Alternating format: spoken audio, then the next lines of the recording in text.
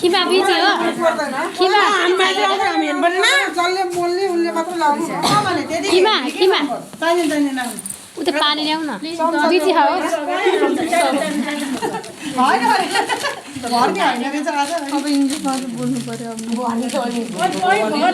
speaking English बेसार यसमा बेसार हालेन हाले अर्थ त हुँदैन है स्पिकिङ इङ्ग्लिस मलाई अघि पानी ल्याउने तिरो खुर्सानी धुलो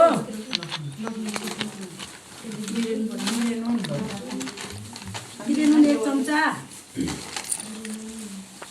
यो चाहिँ नि मरिच मसला मरिच